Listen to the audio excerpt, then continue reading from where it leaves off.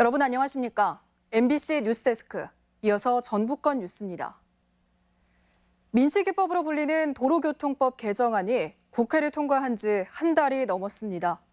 최근 방역체계가 바뀌면서 초등학교 개학이 코앞으로 다가왔는데요. 민식이법 시행 이후 학교 앞 스쿨존은 정말 안전한 곳이 됐는지 조수연 기자가 살펴봤습니다. 전주의 한 특수학교 부근 왕복 6차선 도로입니다. 어린이 보호구역으로 민식이법 시행 이후 제한 속도가 시속 30km로 강화됐지만 차량을 단속해야 할 카메라는 없고 단속 경찰도 보이질 않습니다. 표지판이 기존에 40이었는데 30으로 하향 조정이 됐어요. 일반 국민들에게 불이익을 줄 수 있는 거니까 단속을 3개월 정도 유예하라는 지침. 어린이 보호구역 666곳 가운데 전라북도가 도로 상황이나 위험도를 분석한 결과 카메라 설치가 꼭 필요한 곳은 360개소에 이릅니다.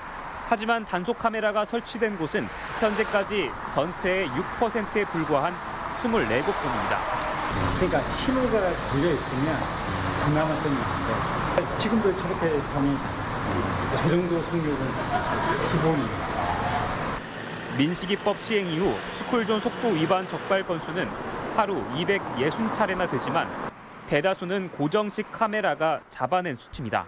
저희가 인력이 한정이 되다 보니까 어떻게 안배를 한 거죠. 이제 애들이 새벽에 왔다 갔다 하는 경우는 드물잖아요. 그러니까 스쿨존에 집중한 시간대는 이제 애들이 많이 다니는 시간대. 불법 주정차도 달라지지 않았습니다. 원룸 밀집 지역에 위치한 전주의 한 초등학교는 이달 25일부터 개학이지만 긴 휴학 기간에 불법 주정차가 일상이 된 상태여서 당장 통학로부터 안전이 비상입니다.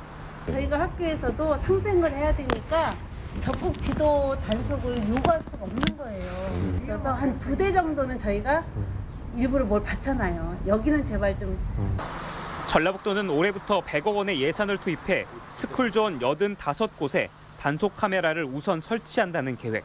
다시 말하면 올해가 지나도 나머지 스쿨존 200여 곳은 여전히 단속 사각지대로 안전은 아이들 스스로 챙겨야 하는 상황입니다. 경찰은 스쿨존 속도 단속은 학교가 끝난 야간은 물론 주말과 휴일에도 24시간 이루어진다며 규정 속도를 반드시 지켜줄 것을 당부했습니다. MBC 뉴스 조수영입니다. 정부의 공공기관 추가 이전을 놓고 벌써부터 시군 간 경합이 시작됐습니다. 1차 이전이 수도권 쏠림 현상을 완화하는 차원이었다면 이번에는 전북 내에서의 균형을 반드시 고려해야 한다는 것입니다. 송인호 기자입니다. 총선 과정에서 여당 후보들은 공공기관 유치를 주요 공약으로 내세웠습니다.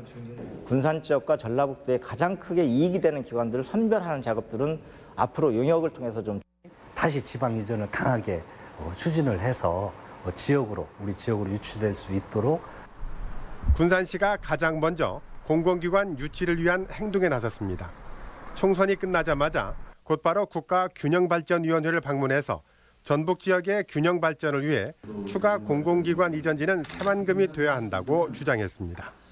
익산시는 교통 관련 공기업, 동부지역 시군은 산림 관련 공기업 등 지역 특성에 적합한 대상을 유치하기 위해서 활발한 물밑 움직임을 보이고 있습니다. 전주 완주는 효율성을 위해서 기존 혁신도시에 추가로 이전돼야 한다는 속내입니다. 하지만 도내 균형 발전을 위해서 이번에는 전주 완주가 아닌 다른 시군으로 배정해야 한다는 주장이 강하게 제기되고 있습니다.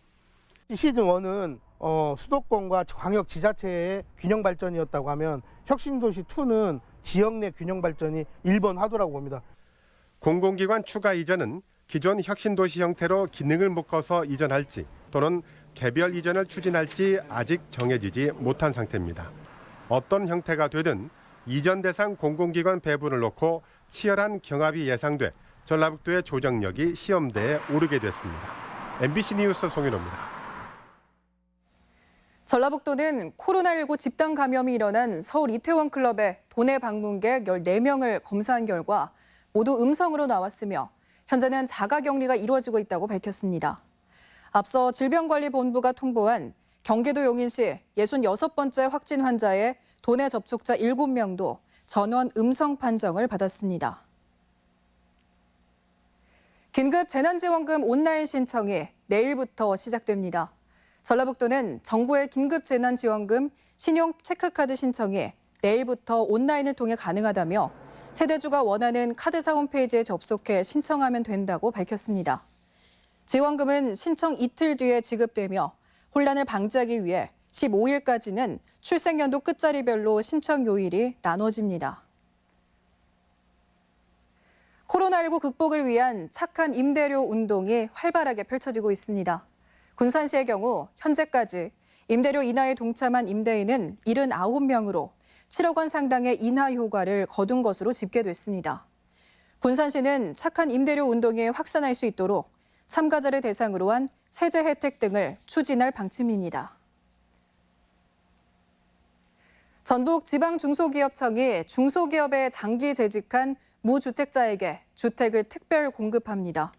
이번에 공급되는 주택은 군산시 나운동 소재 금호어울림 센트럴 아파트 24세대로 오는 19일까지 신청을 받습니다.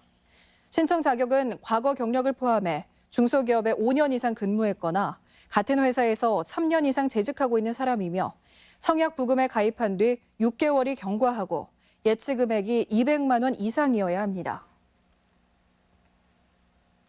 벼농작물 재해보험이 내일부터 판매됩니다.